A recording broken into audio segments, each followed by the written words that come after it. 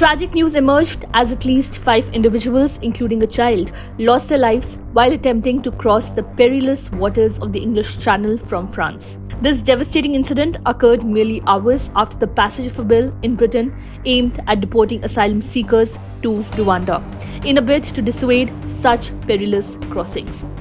The victims, comprising one child, a woman, and 3 men, were overboard an overcrowded small boat carrying approximately 110 people, endeavoring to traverse one of the globe's busiest shipping lanes.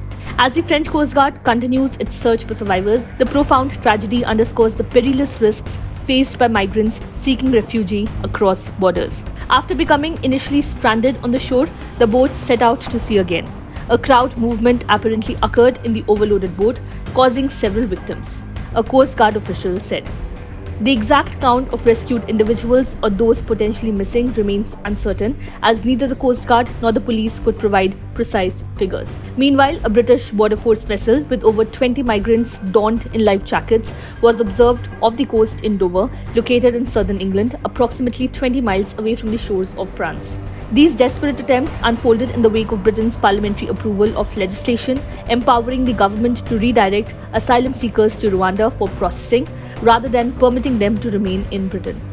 Stopping the flow of migrants is a priority for the British Prime Minister Rishi Sunak's government, which says the Rwanda plan will act as a deterrent. Human rights groups and other critics say it is inhumane. These tragedies have to stop, Britain's Interior Minister James Cleverly said of the migrant deaths at sea.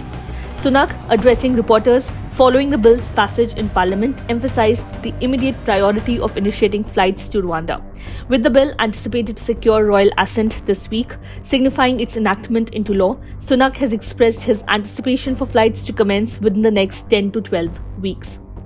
I am clear that nothing will stand in our way of doing that and saving lives, he said in a statement. Asylum seekers, many fleeing wars and poverty in Africa, the Middle East and Asia, started arriving in small boats on the English coast in 2018. Since the beginning of this year, over 6,000 individuals have already arrived in Britain, marking a surge of approximately 25% compared to the same period last year.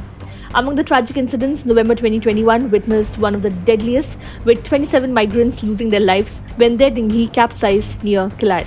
The English Channel, renowned as one of the world's busiest shipping lanes, poses significant risks due to its strong currents, making the journey perilous for those on small boats. People smugglers often overload these boats, leaving them barely afloat and vulnerable to the turbulent waves as they attempt to reach British shores. The deportation plan faced setbacks previously, notably in June 2022, when the first deportation flight to Rwanda was halted by European judges. Britain's Supreme Court later affirmed the ruling that the scheme was unlawful, citing concerns that migrants faced the risk of being sent back to their home countries or other destinations where they could face mistreatment.